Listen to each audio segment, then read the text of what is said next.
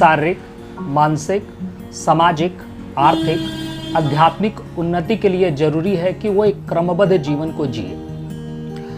जैसे कोई कहता कि मैं तो शहर में रहता हूँ, मैं तो डॉक्टर हूँ, मैं इंजीनियर हूँ, मैं वकील हूँ, मैं विद्यार्थी हूँ, मैं नेताजी हूँ, मैं मुखिया जी हूँ, मैं कुछ भी हूँ। तो अपने जीवन को उन्नत बनाने के लिए किस तरह से क्रमबद्ध जीवन को जीना चाहिए, इसी का वर्णन हमारे दिनचर्या नामक चैप्टर में किया गया है। अब प्रश्न ये उठता है कि दिनचर्या कहते किसको हैं, इसका मतलब क्या है, इसका क्या महत्व है और इसका क्रम क्या है।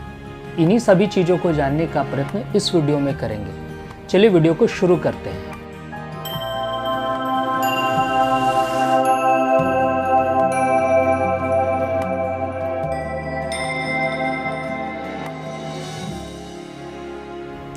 नमस्कार, मैं सबसे पहले माफ़ी चाहता हूँ अपने मित्रों से कि इस विषय पर इतने दिनों के बाद, लगभग 1 साल के बाद वीडियो बनाने जा रहा हूँ, जिसकी मांग लगभग 1 साल पहले कोरोना टाइम के पीरियड में ही की गई थी। कोरोना पीरियड में इतना व्यस्त हम लोग का रूटीन था, रूटीन इन द सेंस कि काम था कि समय था। खैर चलिए इस सब चीज़ों से ऊपर उठकर इस वीडियो को शुरू करते हैं। सबसे पहले ये बताना चाह रहे हैं कि दिनचर्या के बारे में अलग अलग आचार्यों का अलग अलग मत है और क्रमबद्धता भी अलग अलग है। लेकिन सबसे व्यवहारिक जो दृष्टिकोण मिलता है हम लोग को अष्टांग हृदय में मिलता है। और इस वीडियो में जो भी विचार आया है वो अष्टांग हृदय और कुछ भाग अष्टांग संग्रह से लिया गया है, जिसके रचयिता जो है ना वाग्भट ही हैं। तो सबसे पहला क्वेश्चन है कि दिनचर्या का मतलब क्या होता है। तो दिनचर्या का सिंपल मतलब यही होता है कि यह 2 शब्दों से मिलकर बना है, दिन और चर्या। दिनचर्या शब्द जो है 2 शब्दों के मेल से बना है, दिन और चर्या। दिन का मतलब दिन और रात दोनों से है और चर्या का मतलब होता है करने योग्य कर्तव्य या आचरण लेना चाहिए। इस प्रकार दिनचर्या का मतलब हुआ प्रतिदिन करने योग्य जो कर्तव्य होता है उसी को दिनचर्या कहते हैं। अब ये क्वेश्चन उठता है कि हमको दिनचर्या का पालन क्यों करना चाहिए। देखिए, हम सभी के पास एक लिमिटेड अमाउंट ऑफ एनर्जी है और उसको हमको एक व्यवस्थित तरीके से खर्च करना चाहिए। दिनचर्या का पालन इसलिए भी जरूरी है कि हमारा आयु संरक्षित रहे, पूर्ण रहे। इसके लिए जरूरी है कि शरीर और मन दोनों पूरी तरह से स्वस्थ रहे, साथ में सामाजिक उन्नति हो, आर्थिक उन्नति हो और आध्यात्मिक उन्नति हो। अब ये क्वेश्चन उठता है क्या कि दिनचर्या का हमारा क्रम क्या होना चाहिए। सबसे पहला चीज़ तो बहुत इंपॉर्टेंट चीज़ है कि क्रम क्या होना चाहिए। तो सबसे पहला जो पार्ट आता है दिनचर्या में वो होता है ब्रह्म मुहूर्त जागरण, यानी कि सुबह में उठना। तो सुबह का मतलब कितना बजे सुबह, तो बोलता है कि ब्रह्म मुहूर्त का जो काल है, ब्रह्म मुहूर्त यानी कि वैसा काल है जिसमें ब्रह्म हो, क्रिएटिव इन्वायरमेंट हो। इस पीरियड में जागरण का मतलब ये होता है कि इस वक्त हमारा शरीर, मन और इंद्रियां पूरी तरह से थकान रहित है। अब ब्रह्म मुहूर्त का समय क्या है, तो बोलता है क्या कि रात्रि के अंतिम पहर या फिर सूर्योदय से लगभग 1 से 1.5 घंटा पहले, यानी कि इतना बजे हमको उठना चाहिए। उठकर हमको सबसे पहले बिछावन पे ही आराम से बैठ के हमको ब्रह्म का ध्यान करना चाहिए। ब्रह्म का मतलब अभी जस्ट हम बोले कि क्रिएटिव इन्वायरमेंट। अगर मैं विद्यार्थी हूँ तो मेरे मतलब ब्रह्म का मतलब मेरे लिए ये होगा कि हमको खास जिससे मेरा उन्नति हो उसी का स्मरण करना, उसी का अध्ययन करना, उसी को याद करना, या फिर दिन भर क्या क्या पढ़ना है, कैसे व्यवस्थित जीवन को जीना है, उसको मतलब स्मरण करना या ध्यान देना। अगर मैं ऋषि मुनि हूँ तो ईश्वर के बारे में ध्यान करना, मेरा आध्यात्मिक उन्नति के बारे में ध्यान करना, ये मेरा ब्रह्म मुहूर्त का कार्य हुआ। अगर मैं बिजनेसमैन हूँ तो मेरा दिन कैसे प्रोडक्टिव हो पूरी तरह से, उसका प्लानिंग करना मेरा ब्रह्म का काम हुआ। यानी कि कुल मिलाकर आज के युग में अगर देखा जाए तो ब्रह्म का मतलब यही हुआ कि आपका जिसकी आप प्राथमिकता रखते हैं या उस दिन आप जिस चीज़ की प्राथमिकता रखते हैं उसके बारे में सोचना, ध्यान देना ही ब्रह्म का कार्य हुआ। क्योंकि यह समय, जैसे अभी थोड़ा देर पहले मैंने बोला कि इस समय में पूरी हमारा शरीर थकान रहित होता है, इंद्रियां, मन और सब निर्मल रहता है, तो हम जिस चीज़ का ध्यान करेंगे वो हमको काफ़ी समय तक याद रहेगा। ठीक है। अब ऐसा करने के बाद, आधा एक घंटा पढ़ लेने के बाद या ध्यान कर लेने के बाद, फिर शरीर का विचार करते हुए मलोत्सर्ग करना, यानी कि शौच क्रिया से निवृत्त होना। तो मलोत्सर्ग का मतलब होता है क्या कि मल का निष्कासन, मतलब मल मूत्र का निष्कासन। और ये कभी जब भी होगा तो मल का वेग होने पर ही होना चाहिए, बलपूर्वक नहीं होना चाहिए। तीसरा जो स्टेप आता है दातुन। दातुन का मतलब आज के युग में आप ब्रशिंग कर सकते हैं। तो ब्रशिंग जो है आयुर्वेद में बोला गया है कि इसका 2 समय है, एक तो है सुबह में और दूसरा है खाने के बाद। यानी कि सुबह उठकर ये ब्रह्म मुहूर्त जागरण मलोत्सर्ग के बाद आप ब्रशिंग कीजिए, और खाना खाने के बाद, मतलब जितना बार आप खाना खाते हैं उसके तुरंत बाद करना चाहिए। मॉडर्न साइंस भी बोलता है क्या कि टार्ट्रिक एसिड वगैरह जो डैमेज करता है वो 5 मिनट में इतना बन जाता है कि वो दांत को जितना डैमेज करना है वो मतलब वो कर देगा। उसके बाद आपको ब्रश करने का कोई तुक बनता भी नहीं है। उसके बाद जो है दातुन करने के बाद जो आता है अंजन कर्म करना। अंजन कर्म का मतलब होता है आँखों में सुरमा लगाना, या आज के डेट में आप काजल से तुलना कर सकते हैं, लेकिन काजल लगाना ना अंजन कर्म में नहीं आएगा। हाँ, अगर वो मेडिकेटेड काजल है तो आप लगा सकते हैं। ऐसा करने से आँख निर्मल होगा। अब बोलता है क्या कि अंजन कर्म में अभी के डेट में अगर आप पूछिएगा कि क्या लगाना चाहिए, तो सुरमा वगैरह जो है अभी मिलता है कि नहीं मिलता है थोड़ा डाउटफुल है, लेकिन आप पतंजलि का एक ब्रांड आता है काजल, उसका अगर हम इंग्रेडिएंट देखते हैं तो उसमें सरसों का तेल है, रेंड का तेल है, आंवला हरे बहेड़ा है और रसौत मिला हुआ है। मतलब ये अंजन कर्म के लिए उपयुक्त है, जो आप प्रतिदिन कर सकते हैं। अंजन कर्म के बाद आता है नावन कर्म, यानी कि नस्य कर्म। नाक में अनु तेल डालना नस्य कर्म है, यह प्रतिदिन होना चाहिए। अब इसमें भी आता है क्या कि कितना मात्रा में डालना चाहिए। तो देखिए, प्रतिमर्श यानी कि उंगली से इस कनिष्ठा उंगली से तेल को लपेटकर नाक में लगाना आप प्रतिदिन कर सकते हैं, और इसमें कोई विशेष मात्रा का जरूरत नहीं पड़ता है, और इससे आपका इंद्रिय जो है बहुत अच्छा रहेगा। वैसे भी नस्य को कहा जाता है कि सिरो रोग की, मतलब गर्दन के ऊपर के जितने भी रोग हैं उनकी वो आदि चिकित्सा है। नस्य कर्म करने के बाद आता है गंडूस। छठा पॉइंट है हमारा गंडूस। गंडूस का मतलब होता है क्या कि मुख में तेल का धारण करना या कवल करना। अब इसमें 2 पार्ट होता है कि मतलब हम इतना तेल मुंह में डाल ले, या अब तेल में भी 2 तेल का वर्णन है, एक सरसों का तेल और दूसरा तिल का तेल, स्टांग हृदय में खासकर।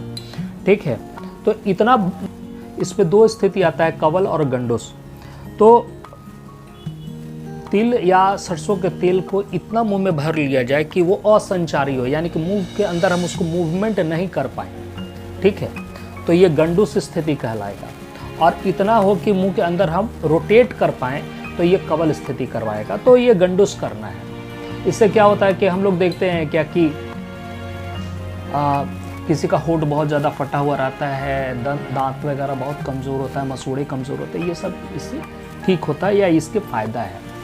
फिर जो स्टेप आता है धूमपान, यानी कि स्मोकिंग का। स्मोकिंग का मतलब यहाँ पे सिगरेट स्मोकिंग से नहीं है, पहला चीज़ तो ये। स्मोकिंग का मतलब यहाँ पे है कि हम लोग मेडिकेटेड द्रव्यों का धूमपान करें, जो आज के युग में शायद अभी तक तो प्रैक्टिकल नहीं है, लेकिन है ना कि जब हम लोग पंचकर्मा वगैरह पे जाते हैं तो ये प्रैक्टिस में आता है, लेकिन प्रैक्टिकल लाइफ में ये नहीं आता है, इसीलिए इस पर हम विशेष चर्चा नहीं करने जा रहे हैं। फिर आता है तांबुल च्यवण, यानी कि पान का पत्ता चबाना या सेवन करना। तो पहले के युग में पान जो है लोग, है ना, पुगफल, केसर वगैरह डाल के, मतलब मजबूती के लिए, हृदय की मजबूती के लिए, मुख की शुद्धि के लिए, इस सब के लिए उपयोग किया जाता था। लेकिन आज तो ये विकृत रूप में उपयोग में आता है ना। पान के पत्ता में लोग तरह तरह का जर्दा मिला के खाते हैं, जो स्वास्थ्य के लिए पूरी तरह से हानिकारक है। तो इस पे भी हम प्रैक्टिकली अभी चूँकि यूज़ में नहीं है, इस पे भी विशेष रूप से वर्णन नहीं करेंगे। फिर आता है अभ्यंग, यानी कि तेल की मालिश करना। अब बोलता है क्या कि पूरे शरीर की तेल से मालिश प्रतिदिन होना चाहिए, और खासकर सिर का, कान का और पैर का तो जरूर। और तेल मालिश करने से क्या होता है कि इस मतलब शरीर जो है, मांसपेशियां मजबूत होता है, शरीर मजबूत होता है, शरीर में लघुता आती है। और अभ्यंग करने के बाद, यानी कि तेल मालिश करने के बाद बोलता है व्यायाम करना चाहिए। तो व्यायाम कितना, जितना ताकत है उसका आधा कम से कम, ठीक है। इससे क्या होगा, तो मांसपेशी मजबूत होगा, शरीर में लघुता आएगा। और व्यायाम करते करते जब आप थक जाते हैं, लगभग 45 मिनट का अगर शेड्यूल बना लेते हैं, तो फिर एक्सरसाइज करने के बाद जो है बोलता है क्या कि शरीर को हल्का हल्का दबाना चाहिए। मतलब जो अंग थक गए हैं उनको दबाने से उनको आराम मिलता है और उनका थकान दूर होता है। और उसके बाद आता है उद्वर्तन। उद्वर्तन का मतलब होता है उबटन लगाना। उबटन लगाने का मतलब ये है कि जब हम उपटन लगाकर शरीर पे मालिश करते हैं तो पोर्स पूरी तरह से खुलते हैं। आज के युग में अगर पूरे शरीर का उद्वर्तन आप नहीं कर सकते हैं तो कम से कम जो सन एक्सपोज्ड एरिया है या डस्ट से एक्सपोज्ड एरिया है उसका तो जरूर करें। मतलब चेहरे का, हाथ और पैर का तो जरूर करें। पूरे शरीर का नहीं कर सकते मत कीजिए। इसके लिए भी एक सजेशन है कि उद्वर्तन के लिए पतंजलि का आता है, उपटन आता है, जो बहुत अच्छा है, अच्छा कंपोजिशन है और सस्ता है। और उद्वर्तन करने के बाद स्नान का कॉन्सेप्ट आता है, स्नान करना चाहिए। अब स्नान में भी है 2-3 क्वेश्चन है कि भाई गर्म पानी से स्नान करना चाहिए या ठंडे पानी से स्नान करना चाहिए। अगर गर्मी का दिन है तो आप ठंडा पानी से स्नान कर सकते हैं और ठंडा का दिन है तो गर्म पानी से स्नान कर सकते हैं। लेकिन एक सामान्य रूप से जो किताबों में वर्णन मिलता है, बोलता है कि शरीर के नीचे का भाग में गुनगुना पानी से स्नान करना चाहिए और सर के ऊपर, मतलब गर्दन के ऊपर के भाग को ठंडे पानी या नॉर्मल पानी से स्नान करना चाहिए। स्नान करने के बाद जो है भोजन का विधान है कि सुखपूर्वक आराम से धीरे धीरे बैठकर, है ना, शांत मन से बिना कुछ बोले पूर्ण आस्था के साथ जो मिले उसको भोजन करना चाहिए। और उसके बाद जो है सुख साधन की प्रशंसा, मतलब कि हमारा वो कर्तव्य में, वैसे कर्तव्य में लीन होना चाहिए, वैसा कर्तव्य करना चाहिए जिससे सुख के साधन की वृद्धि हो। फिर दिनचर्या में कुछ सामाजिक व्यवहारों की वर्णन किया गया है।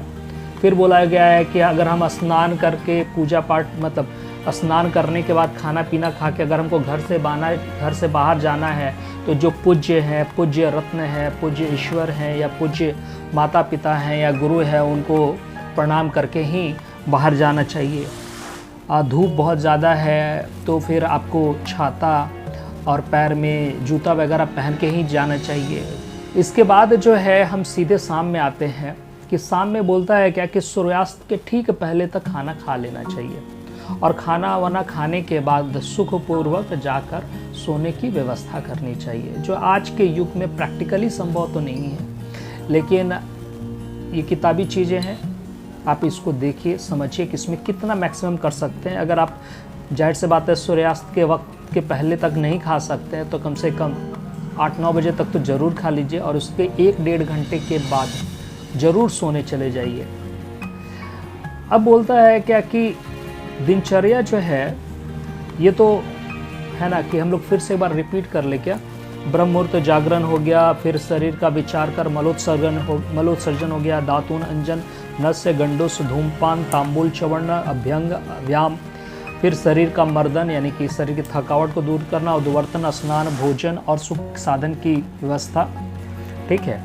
उसके बाद बोलता है क्या कि इतना होने के बाद भी बोलता है कि बुद्धिमान पुरुष को लोक में, समाज में जिस तरह की प्रथा चलन है उसी को विचार करते हुए और उसको अपनाना भी चाहिए, अनुकरण करना चाहिए।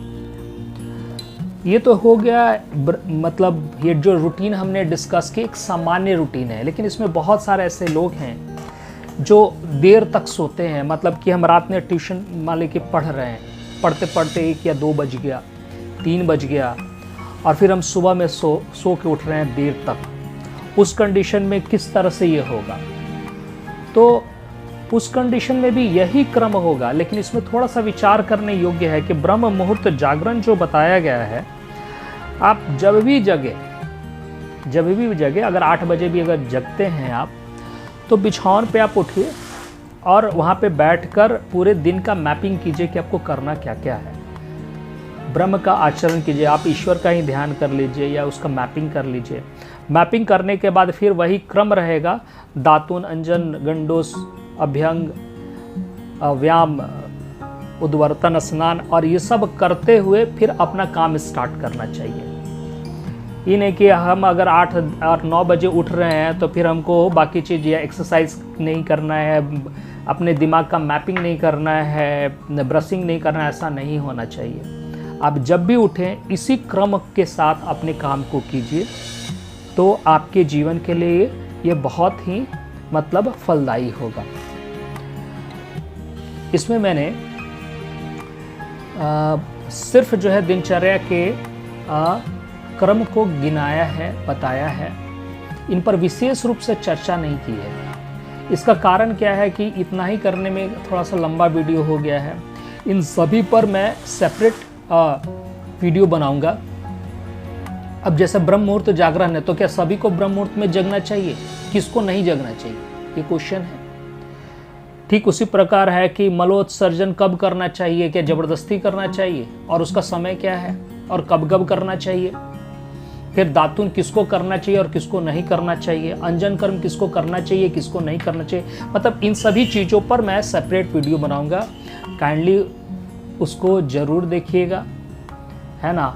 और अभी इस वीडियो में जो आपको अभी समझ में आया, इस क्रम को फॉलो कीजिए, जितना हो सके आप क्रम को फॉलो कीजिएगा, तो आपकी स्थिति मेरी जैसी नहीं होगी। देखिए, जैसे मैं ग्लास लगा के पढ़ पा रहा हूँ, इसलिए कि मैंने पढ़ा था, समझा नहीं था। ठीक है, तो आप भी है ना, सिर्फ देख के समझिए मत, इसको फॉलो कीजिए, है ना, जितना हो सके प्रैक्टिकल वैल्यू के साथ कीजिएगा, तो आपके लिए बहुत फ़ायदेमंद रहेगा। धन्यवाद।